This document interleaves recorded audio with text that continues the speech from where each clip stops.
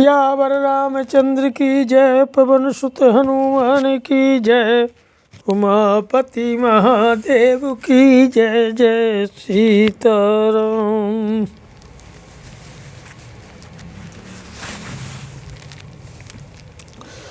अथ सप्ततितमः सर्गः।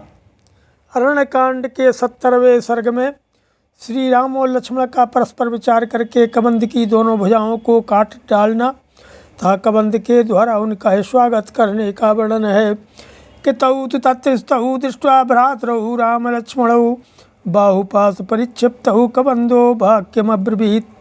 अपने बाहुपास से घिरकर वहाँ खड़े हुए उन दोनों भाई श्री राम और लक्ष्मण की ओर देखकर कबंध ने कहा कि तृष्णता किं नु मां दृष्ट्वा क्षुधार्थं क्षत्यर्थवहु आहारार्थं तु संदिष्टौ दैवेन हतचेतनौ। अरे क्षत्रिय श्रोमणी राजकुमारों, मुझे भूख से पीड़ित देखकर भी खड़े क्यों न हो।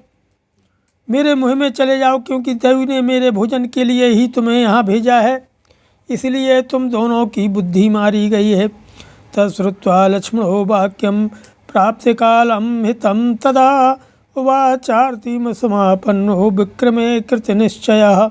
ये सुनकर के पीड़ित हुए लक्ष्मण ने उस समय पराक्रम का ही निश्चय करके है समयोचित एवं हितकर बात कही कि त्वां च भां च पुरातूण महादत्ते राक्षसाधमा तस्माद् शिभ्यामस्याशु बाहु छिन्दावहे गुरु। भीष्णोऽयं महाकायो राक्षसः भुजि विक्रमः लोकं यतिजितं कृत्वा यावाम्यन्तुमिहेच्छति। अरे भैया, यह नीच राक्षस मुझको और आपको तुरंत मुँह में ले ले, इसके पहले ही हम लोग अपनी तलवारों से इसकी बड़ी बड़ी बाहें शीघ्र ही काट डालें।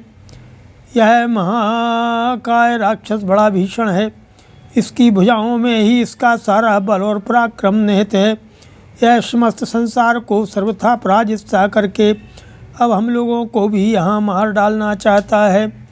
कि निश्चेष्टानां वधो राजन् कुत्सितो जगति पते ऋतुमध्योपनीतानां पशूनामेव राघवो। हे राजन, हे रघुनंदन, यज्ञ में लाए गए पशुओं के समान निश्चेष्ट प्राणियों का वध राजा के लिए निंदित बताया गया है, इसलिए हमें इसके प्राण नहीं लेने चाहिए, केवल भुजाओं का ही उच्छेद कर देना चाहिए। एतत् संजल्पितं श्रुत्वा तयोः क्रुद्धस्तु राक्षसो विदार्यास्यं ततो रौद्रं तौ भक्षतुमर्हत्। उन दोनों की ये बात सुनकर के उस राक्षस को बड़ा क्रोध हुआ और वह अपना भयंकर मुख फैलाकर उन्हें खा जाने को उद्यत हो गया। ततस्तौ देशकालज्ञौ खंगाभ्यामेव राघवौ अच्छिन्दन्तां सुसंघृष्टौ बाहु तस्यांसदेस्तः दक्षिणो दक्षिणं बाहुं शक्तमशिना सतः तिच्छेद रामो वेगेन शव्यं वीरस्तु लक्ष्मणो। इतने ही देश काल का ज्ञान रखने वाले उन दोनों रघुवंशी राजकुमारों ने अत्यंत हर्ष में भरकर तलवारों से ही उसकी दोनों भुजाएं कंधों से काट गिराईं। भगवान श्री राम उसके दाहिने भाग में खड़े हुए थे। उन्होंने अपनी तलवार से उसकी दाहिनी बाहें और बिना किसी रुकावट के वेगपूर्वक काट डाली तथा वाम भाग में खड़े वीर लक्ष्मण ने उसकी बाईं भुजा को तलवार से उखाड़ दिया। सपपात महाबाहु छिन्न बाहुर्महास्वना खम च गाम च दिशश्चैवो नादियंजलदो यथा। भुजाएं कट जाने पर वह महाबाहु राक्षस मेघ के समान गंभीर गर्जना करके पृथ्वी आकाश तथा दिशाओं को गुंजाता हुआ धरती पर गिर पड़ा। स निकृतौ भुजौ दृष्ट्वा शोणितौ परिप्लुतः दीनः पपृच्छतौ वीरौ कौ युवामिति दानवः। अपनी भुजाओं को कटी हुई देख खून से लथपथ हुए उस दानव ने दीन वाणी में पूछा, वीरो तुम दोनों कौन हो। इति तस्रुवाणस्य लक्ष्मणा सुविलक्षणा सशंस तस्य काकुतस्थं कबंधस्य महाबला। कबंध के इस प्रकार पूछने पर शुभ लक्षणों वाले महाबली लक्ष्मण ने उसे श्री रामचंद्र जी का परिचय देना आरंभ किया। केयम इक्ष्वाकुदायादो रामो नाम जनैः श्रुतः तस्यैवावरजं विद्धि भ्रातरम् अहं च लक्ष्मणम्। मात्रा प्रतिहते राज्ये रामः प्रव्राजितो वनं। मया सह चरत्येको भार्या च महद्वनम्। अस्य देव प्रभावस्यो वस्तो विजने वने। राक्षसापहृता भार्यायामिच्छन्ता विहागतौ। कहने लगे कि ये इक्ष्वाकुवंशी महाराज दशरथ के पुत्र हैं और लोगों में श्री राम नाम से विख्यात हैं।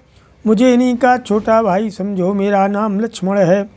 माता कैकेयी के द्वारा जब इनका राज्य अभिषेक रोक दिया गया तब ये पिता की आज्ञा से वन में चले आए और मेरे तथा अपनी पत्नी के साथ इस विशाल वन में विचरण करने लगे। इस निर्जन वन में रहते हुए इन देवतुल्य प्रभावशाली श्री रघुनाथ जी की पत्नी को किसी राक्षस ने हर लिया है। उन्हीं का पता लगाने की इच्छा से हम लोग यहाँ आए हैं। त्वं तु को वा किमर्थं वा कवंद सदृशो वने आसेनो रसदीप्तेनो भग्नजंघो विचेष्टसे।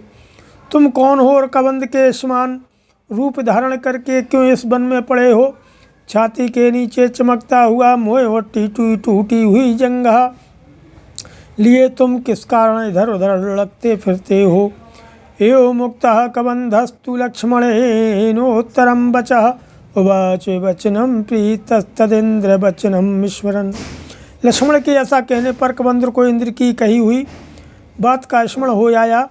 अतः उसने बड़ी प्रसन्नता के साथ लक्ष्मण को उनकी बात का उत्तर दिया कि स्वागतम वाम नरव्याघ्रौ दृष्टया पश्यामि वामेहं दृष्टया चेमौ निकृतौ मे युवाभ्यां बाहुबन्धनौ।